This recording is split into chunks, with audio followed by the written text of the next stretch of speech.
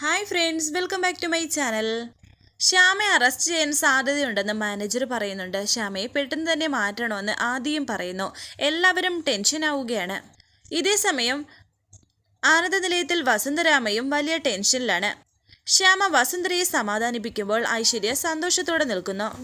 നമുക്ക് ഈ നാട്ടിൽ നിന്ന് എങ്ങോട്ടെങ്കിലും പോവാം, അല്ലെങ്കിൽ എല്ലാവരും അപകടത്തിൽപ്പെടും. ശ്യാമേ, മോളെ നീ എങ്ങോട്ടെങ്കിലും ഓടിപ്പോയിക്കോ എന്നൊക്കെ വസുന്ധര ശ്യാമയോട് പറയുമ്പോൾ വീണ്ടും ശ്യാമ വസുന്ധരയെ സമാധാനിപ്പിക്കുന്നു. ഇതൊക്കെ കണ്ട് ഐശ്വര്യ അമ്മയുടെ മുന്നിൽ ആളാവാൻ വേണ്ടി പറയുന്നു. എടി, നീ മിണ്ടരുത്. നീ എന്ന് കമ്പനിയിൽ ഉദ്യോഗത്തിന് തുടങ്ങിയോ അന്ന് തുടങ്ങിയതാണ് കമ്പനിയുടെ നാശം. ഈ കമ്പനി എൻ്റെയും കൂടി അവകാശത്തിലുള്ളതാണ്. ചോദിക്കാനുള്ള അവകാശം എനിക്കുമുണ്ട്. നീ ഇപ്പോൾ ഈ വീട്ടിൽ നിന്ന് ഇറങ്ങിക്കോണം. വസുന്ധര പറയുന്നു. മോളെ, വഴക്ക് കൂടാനുള്ള അവസരമല്ല ഇത്. എത്രയും പെട്ടെന്ന് രക്ഷപ്പെടാനുള്ള മാർഗമാണ് നോക്കേണ്ടത്. ആ സമയം അഖിലും വർമ്മയും ആദ്യമൊക്കെ അവിടേക്ക് വരുന്നുണ്ട്.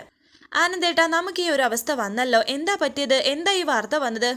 ഇനി ആരെങ്കിലും കൃത്രിമം കാണിച്ചതാണോ, അതോ എല്ലാവരും കൂടി അറിഞ്ഞിട്ടാണോ എന്നൊക്കെ വസുന്ധര ചോദിക്കുന്നുണ്ട്. ഐശ്വര്യ പറയുന്നു, ഇത് ഇവളുടെ മാത്രം ബുദ്ധിയായിരിക്കും. നമ്മുടെയും കൂടെ കമ്പനിയല്ലേ, ഇവളെ ഈ നിമിഷം അടിച്ച് പുറത്താക്കണം. ഇത് കേട്ട് ദേഷ്യത്തോടെ വർമ്മ പറയുന്നു. ഐശ്വര്യ, നീ ആവശ്യമില്ലാതെ സംസാരിക്കരുത്. ഞാൻ ചോദിച്ചോളാം കാര്യങ്ങളൊക്കെ. അച്ഛൻ്റെ ഈ തണുപ്പൻ സ്വഭാവം കാരണമാണ് എല്ലാവരും തലയിൽ കയറിയിരിക്കുന്നത്. മായം ചേർത്തു എന്ന് പറയുന്ന കറി പൗഡർ ഇവളുടെ നേരിട്ടുള്ള ചുമതലയിലല്ലേ വരുന്നത്. ഇവളാ കുറ്റക്കാരി. ഇവളെ ഈ നിമിഷം ചവിട്ടി പുറത്താക്കണം. ഇവിടെ വെച്ച് പോലീസ് അറസ്റ്റ് ചെയ്യട്ടെ. ഇറങ്ങിപ്പോടി എന്നൊക്കെ ഐശ്വര്യ പറയുന്നുണ്ട്. വർമ്മ പറയുന്നു, ഒന്ന് നിർത്താൻ. തലയ്ക്ക് മുകളിൽ ഒരു ബോംബ് പൊട്ടിയിരിക്കുകയാണ്. എല്ലാവരും കൂടി ഈ പ്രശ്നത്തെ അതിജീവിക്കാനാണ് നോക്കേണ്ടത്. അതിനിടയ്ക്ക് ആ കുറ്റപ്പെടുത്തലും ചെളിവാരി എറിയലും. ഈ വീട്ടിൽ നിൽക്കാൻ ഇഷ്ടമില്ലാത്തവർക്ക് പോകാം.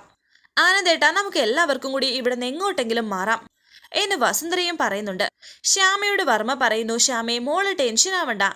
ഇത് നമ്മുടെ കമ്പനിക്കെതിരെയുള്ള ചതിയാണ്. ആരോ ചതിച്ചിരിക്കുകയാണ്. ലീഗൽ ഡിപ്പാർട്ട്മെന്റ് കാര്യങ്ങൾ പരിശോധിക്കുന്നുണ്ട്. ആരും പേടിക്കണ്ട. പക്ഷേ ഒരു കാര്യം മോള് എത്രയും പെട്ടെന്ന് മാറി നിൽക്കണം. ഇത് പറയാനാ ഞങ്ങൾ വന്നത്. ശ്യാമയെ ചിലപ്പോൾ കസ്റ്റഡിയിലെടുക്കാൻ സാധ്യതയുണ്ട് എന്ന് ആദ്യം പറയുന്നുണ്ട്. അതുകൊണ്ട് എത്രയും പെട്ടെന്ന് അഖിലും ശ്യാമയും ഇവിടുന്ന് മാറണം. അങ്ങനെ വർമ്മ പറയുന്നുണ്ട്. അഖിൽ ശ്യാമയോട് പറയുന്നു. ശ്യാമയെ, നമുക്ക് ഇറങ്ങാം. തൽക്കാലം നമുക്ക് ഇവിടുന്ന് മാറാം. ആ സമയം കൊണ്ട് സത്യം പുറത്തു വരുമല്ലോ.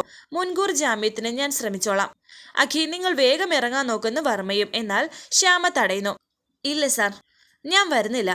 വസുന്ധരയെ നിർബന്ധിക്കുന്നുണ്ട്. മോളെ, ഇത് കളി പറഞ്ഞു നിൽക്കാനുള്ള സമയമല്ല. മോള് വേഗം ചെല്ല്. ആദി, നീയും കൂടി ഇവരുടെ കൂടെ പോയി. അതൊന്നും വേണ്ട, ഏട്ടന്മാർ ഇവിടെ നിൽക്കട്ടെ എന്ന് അഖിൽ പറയുന്നു. അച്ഛേ, അമ്മേ, ഇങ്ങനെ ഒരു പ്രശ്നം വരുമ്പോൾ ഒടിച്ചോടുകയല്ല ചെയ്യേണ്ടത്. അത് നമ്മളോടുള്ള സംശയം കൂട്ടുകയേ ചെയ്യൂ.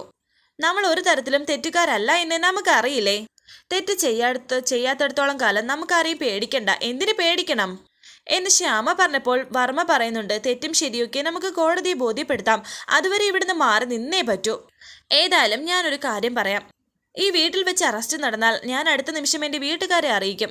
അവർ ദുബായിൽ നിന്ന് വരും. എന്നിട്ട് ഞാൻ എൻ്റെ വീട്ടിലേക്ക് പോകും എന്ന് ഐശ്വര്യ പറഞ്ഞപ്പോൾ ആദി പറയുന്നു. ഐശ്വര്യ, പ്ലീസ് ഒന്ന് മിണ്ടാതിരിക്കെ.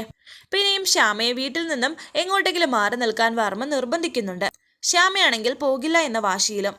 മോള് കരുതുന്ന പോലെ അല്ല ഇത്. കാര്യങ്ങൾ ഗുരുതരമാണ്. നമ്മുടെ കമ്പനിക്കെതിരെ ആരോ ഗൂഢാലോചന നടത്തിയതാണ്.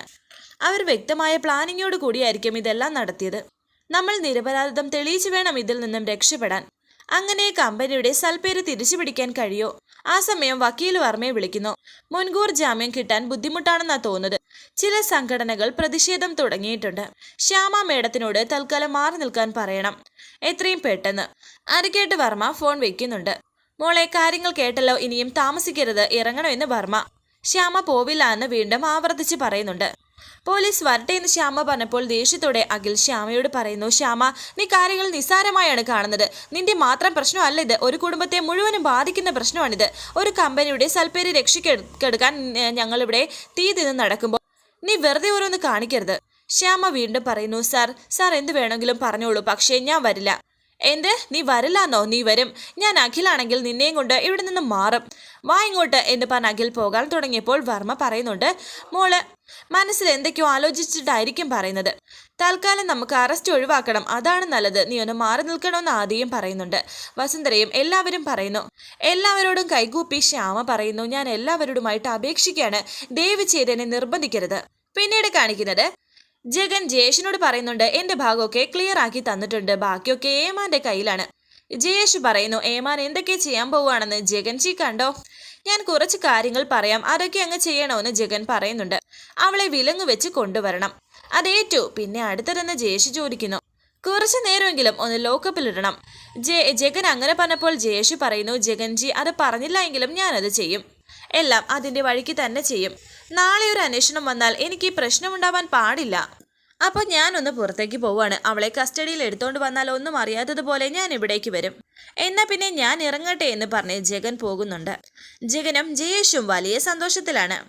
പിന്നീട് കാണിക്കുന്നത് ആനന്ദ നിലയത്തിൽ എല്ലാവരും വലിയ ടെൻഷനോടെ ഇരിക്കുമ്പോൾ ഐശ്വര്യ മാത്രം സന്തോഷത്തോടെ ഇരിക്കുന്നു. വസുന്ധര പിന്നെയും ശ്യാമയോട് നിർബന്ധിച്ചുകൊണ്ടേ ഇരിക്കുന്നുണ്ട്, എങ്ങനെയെങ്കിലും ഇവിടെ നിന്ന് മാറാൻ.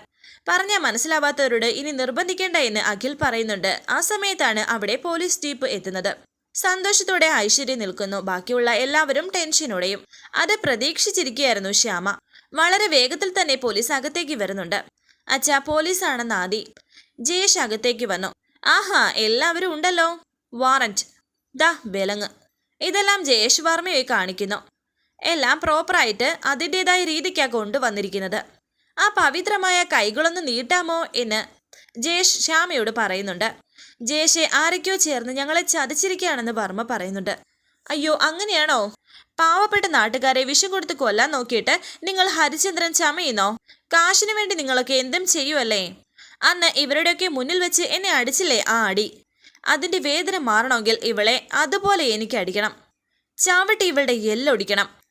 അതൊക്കെ പക്ഷെ അതിൻ്റെ രീതിക്കേ ചെയ്യൂ. ആദ്യം സ്റ്റേഷൻ, അവിടെ FIR ഇടും, പിന്നെ കോടതി, റിമാൻഡ് ചെയ്ത് കസ്റ്റഡിയിൽ വാങ്ങും, പിന്നെ ചോദ്യം ചെയ്യൽ. ഇവളെ നിങ്ങളങ്ങ് മറന്നേക്കേ. ഈ കോലത്തിൽ ഇനി തിരിച്ചു കിട്ടില്ല എന്നും ജയേഷ് പറയുന്നുണ്ട്. ഒന്നും മിണ്ടാതെ ശ്യാം അത് കേട്ട് നിൽക്കുന്നു. അഖിൽ ജയേഷിനോട് വളരെ സൗമ്യമായ രീതിയിൽ സംസാരിക്കുന്നുണ്ട്. ജയേഷേ എന്ന് പറഞ്ഞ്. എന്നാൽ കളിയാക്കുന്ന രീതിയിൽ ജയേഷ് ചോദിക്കുന്നു, എന്താ അഖിൽ മോനിക്ക് എന്തു വേണം? ശ്യാമ പാവമാണ് എന്നും അഖിൽ പറഞ്ഞപ്പോൾ ദേഷ്യത്തോടെ പരിഹാസത്തോടെ ജയേഷ് പറയുന്നു, അയ്യോ അങ്ങനെയാണോ? അത് ഞാൻ അറിഞ്ഞില്ലല്ലോ. നീ ഒരു കാര്യം ചെയ്യ്, ഒരു 100 രൂപയുടെ മുദ്രപത്രം വാങ്ങി അതിൽ എൻ്റെ ഭാര്യ ശ്യാമ പാവമാണെന്ന് നിങ്ങൾ ഇങ്ങനെ എഴുതി തന്നേരും. ഞാൻ അവളെ അങ്ങ് വെറുതെ വിട്ടേക്കാം. ശ്യാമ പറയുന്നു, അഖിൽ സാർ ഒരിക്കലും എനിക്ക് വേണ്ടി ആരുടെയും കാല് പിടിക്കരുത്. ശ്യാമെ, ഒന്ന് വെറുതെ നിൽക്ക്. ഞാൻ പറഞ്ഞതല്ലേ ഇവിടെ നിന്ന് മാറി നിൽക്കാൻ. അപ്പോൾ വലിയ ആദർശം പറഞ്ഞു നിന്നു. ഇപ്പോൾ കാല് പിടിച്ചെങ്കിലും ഒന്ന് രക്ഷിക്കാൻ നോക്കുക. അവിടെയും വലിയ തത്വം പറയുവാണോ എന്നൊക്കെ വസുന്ധര പറയുന്നുണ്ട്. ആദ്യം ജയേഷിനോട് പറയുന്നുണ്ട്, ജയേഷെ, ഞങ്ങളോട് ക്ഷമിക്കണം. പഴയ വൈരാഗ്യം കളയണം. ഞങ്ങൾ സത്യസന്ധമായി കാര്യങ്ങൾ കൊണ്ടുപോകുന്നവരാണ്. ജയേഷെ, അന്ന് നിന്നെ തല്ലിയതിന് ഇപ്പോൾ എല്ലാവരുടെയും മുന്നിൽ വെച്ച് പരസ്യമായി എന്ന് വർമ്മ പറഞ്ഞപ്പോൾ ശ്യാമ അതിനെയും തടയുന്നുണ്ട്. അച്ഛാ, സത്യത്തിൽ നിന്ന് 1 ഇഞ്ച് പോലും മാറാത്ത അച്ഛൻ എനിക്ക് വേണ്ടി ഇയാളോട് മാപ്പ് ചോദിക്കാൻ പോവുകയാണെന്നോ? കൃത്യമായിട്ടുള്ള കാര്യമല്ലേ അച്ഛൻ അന്ന് ചെയ്തത്? ഇയാളുടെ ചെകിടത്ത് അന്ന് അടിച്ച അടി അത് ശരിയായ കാരണത്തിനു വേണ്ടിയായിരുന്നു. എന്നെ വിലങ്ങ് വെച്ചോളൂ എന്ന് ശ്യാമ തന്നെ പറയുന്നുണ്ട്. നീ പറയുമ്പോൾ വിലങ്ങ് വെക്കാൻ നിന്റെ ജോലിക്കാരാണോ ഞങ്ങൾ? വിലങ്ങ് വെക്കും. നേരത്തെ പറഞ്ഞതുപോലെ ചവിട്ടി നിന്റെ നട്ടലൊടിക്കുകയും ചെയ്യും. പക്ഷേ അതൊക്കെ ഇവരുടെ മുന്നിൽ എൻ്റെ ഷോ കഴിഞ്ഞിട്ട്. എനിക്ക് ഇതുപോലെ ഒരു അവസരം ഇനി കിട്ടിയെന്ന് വരില്ല. അല്ലെങ്കിൽ വേണ്ട, വെച്ച് താമസിക്കേണ്ട, ആ വിലങ്ങ് തന്നേര് എന്ന് പറഞ്ഞ് ജയേഷ് തന്നെ ശ്യാമയുടെ കയ്യിൽ വിലങ്ങണിയിക്കാൻ തുടങ്ങുന്നു. ശ്യാമ കൈ നീട്ടി കൊടുക്കുന്നുണ്ട്. അഖിലിനും ബാക്കിയുള്ളവർക്കും അത് കണ്ടു നിൽക്കാൻ കഴിയുന്നില്ല. അങ്ങനെ ശ്യാമയുടെ കയ്യിൽ ജയേഷ് വിലങ്ങണിഞ്ഞു. ഇത് കണ്ട് വലിയ സന്തോഷത്തിൽ നിൽക്കുകയാണ് ഐശ്വര്യയും. ആരും വിഷമിക്കേണ്ട, ഞാൻ പൂജിക്കുന്ന എൻ്റെ ദൈവം എന്നെ രക്ഷിക്കും. ആ ദൈവത്തിനുള്ള വിശ്വാസം കൊണ്ടാണ് ഞാൻ ഇത്രയും ഉറപ്പോടെ ഇവിടെ നിന്നത്.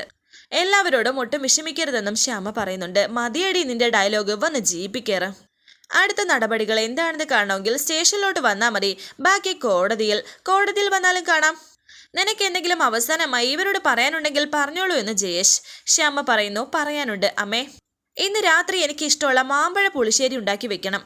രാത്രി ആസ്വദിച്ച് നമുക്ക് എല്ലാവർക്കും കൂടി ഇരുന്ന് ഭക്ഷണം കഴിക്കാം എന്ന് ശ്യാമ വലിയ ആത്മവിശ്വാസത്തോടെ പറയുന്നുണ്ട്. എന്നാൽ വിശ്വസിക്കാനാകാതെ ശ്യാമയെ നോക്കി നിൽക്കുകയാണ് അമ്മയും ബാക്കിയുള്ളവരും.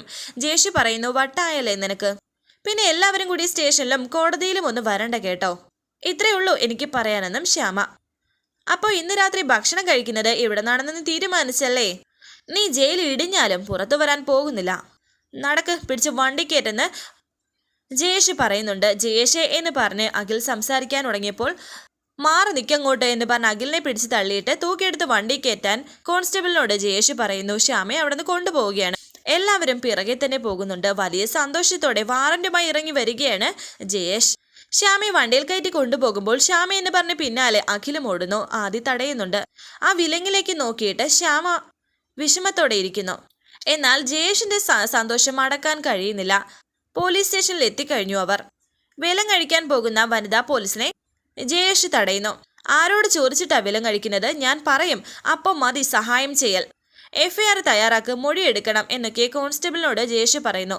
എല്ലാ വകുപ്പുകളും ചേർത്തോണം, മൊഴിയിൽ ഇവിടെല്ലാം സമ്മതിച്ചതായി വരണം എന്നും ജയേഷ് പറയുന്നുണ്ട്. ആ സമയം അഖിലും വർമ്മയും പോലീസ് സ്റ്റേഷനിലെത്തി. എല്ലാം അതിൻ്റെതായ രീതിക്ക് തന്നെ ആവട്ടെ അല്ലേ വർമ്മ സാറേ? അത് കേട്ട് ശ്യാമ പറയുന്നു, അതെ സാർ, ഓക്കെ, അതിൻ്റെതായ രീതിക്ക് തന്നെ നടക്കട്ടെ. അവിടേക്ക് ജഗനും എത്തി. ഗുഡ് ഈവനിങ് സാർ, ഞാനൊരു പരാതി പറയാനായിട്ട് വന്നതാണ്. എൻ്റെ പേര് ജഗൻ എന്ന് പറഞ്ഞ് നോക്കിയപ്പോൾ അവിടെ അഖിലിനെയും വർമ്മയും ശ്യാമയും ഒക്കെ ജഗൻ കാണുന്നുണ്ട്. എന്നാൽ ഇതെല്ലാം അറിഞ്ഞുകൊണ്ടുള്ള വരവാണ് ജഗൻ്റേത്. അറിയാത്ത ഭാവത്തിലുള്ള വരവാണിത്. അയ്യോ, ഇതാര്? വർമ്മ ചേട്ടനോ? അല്ല വർമ്മ സാറോ? അഖിലേ, അയ്യോ, ഇത് അഖിലിന്റെ ഭാര്യ ശ്യാമയല്ലേ? ഇതെന്താ സാർ വിലങ്ങൊക്കെ ഇട്ട്? അത് കേട്ട് ജയേഷ് പറയുന്നു, മായം ചേർക്കൽ. കറി പൗഡറിൽ മായം ചേർത്ത് കുറെ പേർ ആശുപത്രിയിലാണ്. ആശുപത്രിയിൽ ഒരാളെങ്കിലും തീർന്നു കിട്ടിയാൽ രക്ഷപ്പെട്ടു, പിന്നെ ജീവപര്യന്തമാണ്. എന്നാലും ഒരു പെൺകുട്ടിയെ വിലങ്ങു വെച്ച് നിർത്തുക എന്നൊക്കെ പറഞ്ഞാൽ ഒരു കഷ്ടമാണ് സാർ. വർമ്മ സാറേ, ഞാൻ പിള്ളേരെ 2 ദിവസം മുമ്പ് അമ്പലത്തിലേക്ക് പോകുന്ന വഴി കണ്ടതാണ്. ഞങ്ങളന്ന് വലിയ ലോഹിത്തിലാ പിരിഞ്ഞത് എന്ന് ജഗൻ പറഞ്ഞപ്പോൾ വർമ്മ പറയുന്നു, ജഗന്നാഥ, നീ കണ്ണടച്ചിരുട്ടാക്കണ്ട.